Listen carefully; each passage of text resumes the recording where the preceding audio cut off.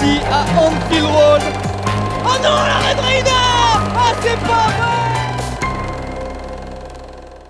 Notre équipe première va rencontrer Liverpool. C'est une affiche qui m'évoque quand même de beaux souvenirs parce qu'en mars 2010, on a la chance de les rencontrer en Coupe d'Europe. Pour le LOSC de notre équipe, qui est entraîné par Monsieur Rudy Garcia. Je me souviens que c'était déjà l'entraîneur, c'était Rafael Benitez. Dans les buts, ça devait être Reina. Le numéro 16, Michael Landreau, Franck. C'était une sorte de 4-2-3-1 qu'ils avaient avec les 4 de devant. Il y avait donc, je crois que c'était Kuyt qui était à droite. L'ailier gauche, c'était Ryan Babel, donc international néerlandais, qui courait vite, avec qui j'ai dû échanger quelques contacts sur le terrain et qui m'a fait courir. Et puis les deux dans l'axe, c'était surtout Fernando Torres avec Steven Gerrard qui lui tournait autour. On est naturellement motivé à l'idée de se mesurer à eux, quoi.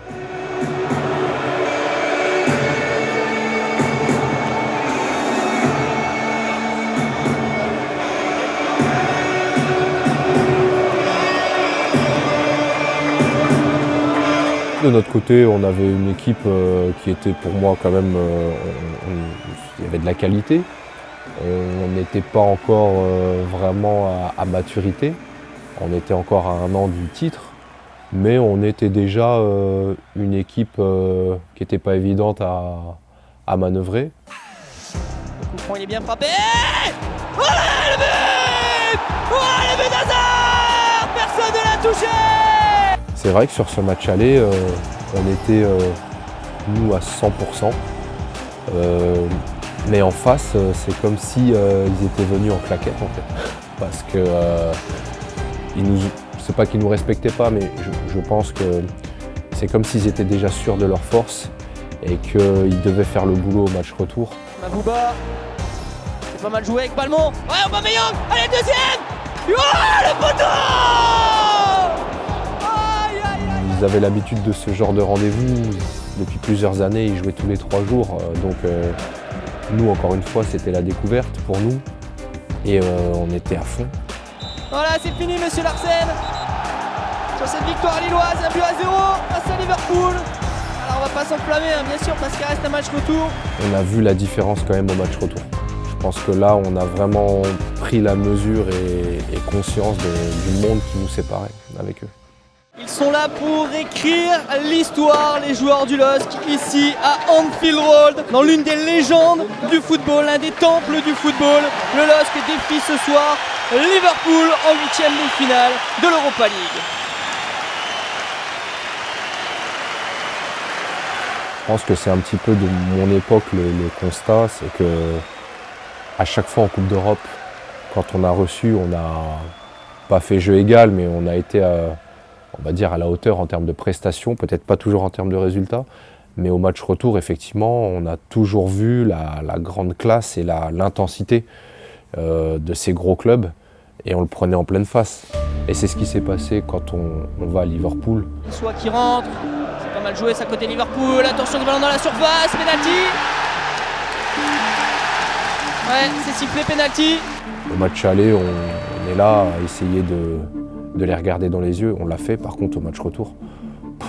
Steven Gerrard face à Michael Landreau. Gerrard avec ses buts de la part de Steven Gerrard qui permet à Liverpool d'ouvrir le score. 1-0. On craignait ce premier quart d'heure. Et bien malheureusement, c'est dans ce premier quart d'heure que les joueurs de Liverpool ont ouvert le score. On prend 3-0, et encore, on arrive à la mi-temps, je crois, avec un but de retard seulement. Donc on se dit que c'est encore jouable. Allez, peut-être Eden Hazard. C'est bien joué. Eden Hazard. Eden! Oh non, la Red Raider! Oh, c'est pas vrai! Mais à part cette action, je pense qu'on n'a plus grand-chose. Et c'est ça qui est frustrant, c'est que je vous assure qu'on était vraiment au taquet, quoi. On était vraiment à fond. Oh, Adil Rami, malheureusement, qui se fait avoir. Attention, c'est Torres. Oh, aïe, aïe, Torres. Oh, aïe, aïe. Ils ont accéléré comme si ils savaient que maintenant, il fallait passer à autre chose parce que c'était qu'une étape pour eux. Attention, c'est Gerrard qui a le ballon, qui accélère. Gérard qui frappe, arrêt de Landreau, ça revient chez Torres qui marque ce troisième but. Bon bah là, voilà, c'est terminé. La Coupe d'Europe, c'est fini pour le LOSC cette année malheureusement sur ce troisième but de Torres. Le sentiment que j'ai eu à la fin du match, c'était surtout que j'avais appris. J'avais découvert, j'étais rentré dans une sorte de compétition qui me permettrait de grandir.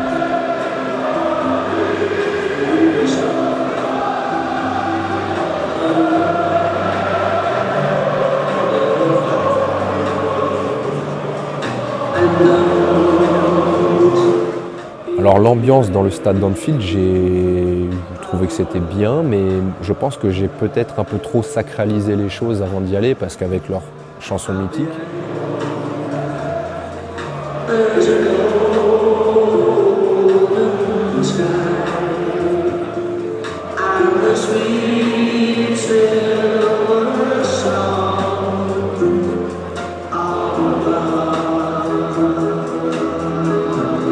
il y a aussi les dimensions, la taille, les espaces, je voyais ça beaucoup plus grand. Et en fait, c'est un stade qui est très intimiste, ne serait-ce que le couloir à l'entrée. Je me souviens qu'on était quasiment serrés et qu'il fallait rentrer les uns derrière les autres. On ne pouvait pas rentrer en deux colonnes. En termes d'ambiance, je pensais que ça faisait partie c'était l'Angleterre, donc un peu la vitrine aussi du football. Et c'est pas ce que j'ai ressenti. Ouais, ça doit faire ça, 3000 supporters du LOSC que l'on entend, hein. Ce sont eux qu'on entend derrière, on reconnaît les chants lillois dans une partie de tribune, mais attention quand même à Babel qui a le ballon, et peut-être une faute, non, attention Babel qui garde le ballon, Babel qui frappe, ça passe à côté. J'ai senti qu'il y avait des supporters, j'ai senti de l'amour de la part des fans de Liverpool, mais je pense qu'un match comme Fenerbahçe, par exemple au tour précédent, je pense qu'en Turquie, il y a des ambiances qui sont quand même beaucoup plus chaudes. Et Steven Gerrard et tous ses petits copains ont mis fin à cette belle aventure. On va quand même bien féliciter les joueurs lillois pour cette aventure, ce beau parcours en Europa League. Il faudra encore attendre un petit peu pour continuer à marquer l'histoire et à écrire des pages de l'histoire lilloise. J'ai pas forcément de conseils à donner, si ce n'est que avoir conscience qu'on a la chance de pouvoir jouer ce genre de match parce qu'on a travaillé pour ça. Donc on n'a pas à rougir d'être là. Je fais confiance aux garçons, aux joueurs, parce que ce qu'ils arrivent à faire depuis le début de saison dans la campagne européenne, je pense que c'est extraordinaire. Je pense que ça fait partie quand même cette saison des plus belles campagnes européennes, si ce n'est la plus belle en termes de résultats et en termes d'attitude aussi. Il faut tout faire pour ne pas regretter en fait.